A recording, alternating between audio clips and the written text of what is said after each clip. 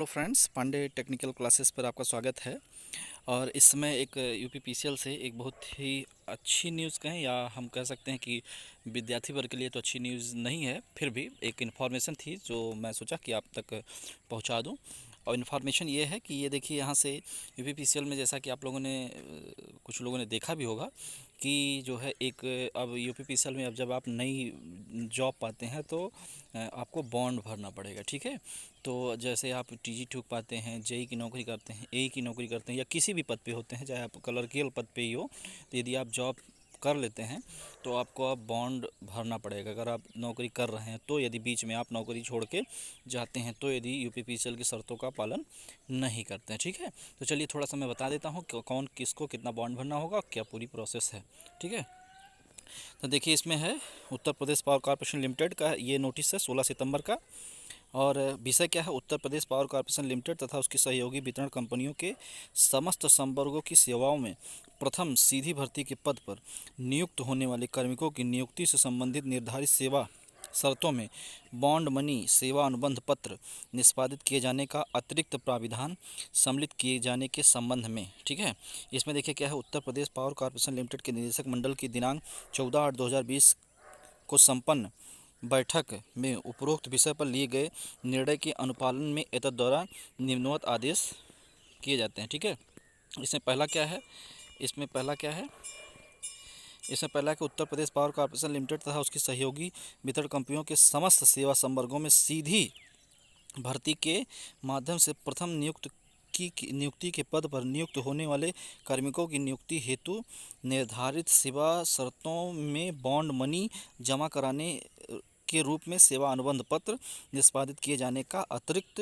प्राविधान सम्मिलित किया जाता है। ठीक है, दूसरा क्या है, उपरोक्त सेवा अनुबंध पत्र समस्त सीधी भर्ती के पदों पर नियुक्त होने वाले कार्मिकों से उनकी प्रथम नियुक्ति के अवसर पर लिखित रूप से निष्पादित किया जाएगा। ठीक है, लिखित रूप से आपसे मतलब कराना होगा। ठीक है, तीसरा क्या है, सेवा अनुबंध पत्र निष्पादित कराए जाने के संबंध में बॉन्ड मनी की धनराशि निम्नलिखित दरों से होगी। ठीक है, अब देखिए यहाँ से ये आप ध्यान से देखिए, यही सबसे इम्पोर्टेंट है ना। अब देखिए इसमें क्या है, इसमें जूमिंग करने पे थोड़ा सा फट जा रहा है ना। इसमें देखिए सीधी भर्ती के पद का ग्रेड वेतन 7वें वेतन आयोग का पे मैट्रिक्स लेवल। ठीक है, इसमें देखिए ग्रेड पे यदि 2600 है तो उसको कितना भरना होगा, अगर 2600 ग्रेड पे है तो 75,000 का। ठीक है, 75,000 का बॉन्ड आपको भरना होगा यदि आपका ग्रेड पे कितना है, ग्रेड पे 2600। अब इसमें आता कौन है, 2600 ग्रेड पे में आएगा कौन सा, टीजी2 आएगा। ठीक है, टीजी2 आएंगे, लाइनमैन आएंगे जो एसएसओ होते हैं, मतलब टीजी2 वाले जो स्टूडेंट्स हैं जो अगर नियुक्ति पाते हैं, यदि शर्तों का पालन नहीं करते हैं तो उनको जो है बॉन्ड भरना पड़ेगा। ठीक है, कितना, 75,000 का। ठीक है, नेक्स्ट है ग्रेड पे 3000, मैट्रिक्स लेवल 5 में ग्रेड पे 3000 को भी 75,000 भरना पड़ेगा।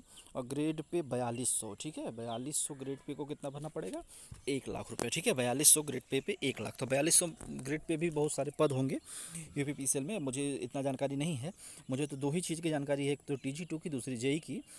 ठीक है, और एई की है। ठीक है, तो देखिए ध्यान से, यहाँ पे ग्रेड पे 4600 ग्रेड पे 1,50,000, मतलब अगर आप जेई होते हैं और ये जेई से अगर आप मान लीजिए कहीं और छोड़ के जाना चाहते हैं, जॉब छोड़ रहे हैं, तो अगर आप निश्चित सीमा के अंदर समय से पहले आप जॉब छोड़ रहे हैं तो आपको 1,50,000 रुपये का बॉन्ड आपको यूपीसीएल को आपको पे करना पड़ेगा, देना पड़ेगा। ठीक है, यूपीसीएल 1,50,000 का बॉन्ड आपसे भरवाएगा। ठीक है, उसके बाद 4800 ग्रेड पे के लिए कितना है, 1,50,000। फिर 5400 ग्रेड पे के लिए, 5400 ग्रेड पे में ए लेवल के लोग आ जाते हैं ना, असिस्टेंट इंजीनियर एसडीओ आ जाते हैं, तो उनके लिए कितना होगा, 2,00,000। ठीक है, उनके लिए। उसके बाद 8900 ग्रेड पे उसमें 3,00,000 का बॉन्ड होगा। ठीक है, तो ये आप इसको ध्यान से देख लीजिए, अगर किसी को दिक्कत हो तो इसका स्क्रीनशॉट ले लीजिए, या आप साइट पे तो पढ़ा ही है, नोटिस है ना, यूपीपीसीएल की साइट पे है, तो वहाँ पे आप इसको डाउनलोड भी कर सकते हैं, और नहीं तो आप इसका स्क्रीनशॉट ले लीजिए और वो भी ठीक रहेगा। ठीक है,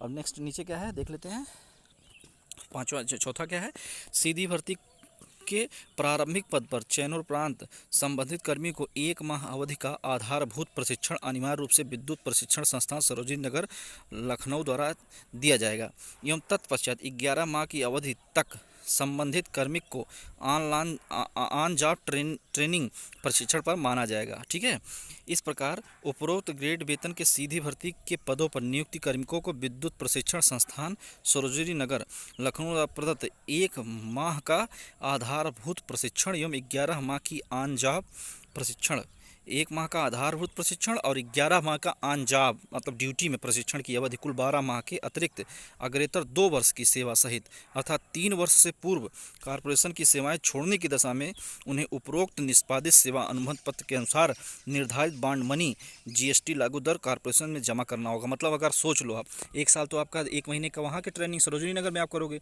और फिर 11 महीने का आप जो ऑन जॉब करोगे, मतलब 1 साल ये हो गया, इसके बाद 2 साल और, मतलब टोटल मिला के 3 साल। 3 साल के पहले यदि आप नौकरी यूपीपीसीएल में छोड़ते हो तो आपको कितना, जो भी आपके पद के अनुसार जो भी अभी मैंने बताया जो भी बॉन्ड है वो आपको भरना पड़ेगा, पे करना पड़ेगा। ठीक है, कि यूपीपीसीएल से नोटिस रही। अब तक यूपीपीसीएल ऐसा नहीं करता था, तो यूपीपीसीएल में लोगों को कोई दिक्कत नहीं होती थी, बढ़िया से आराम से लोग जॉब करते थे, छोड़ भी देते थे, है ना।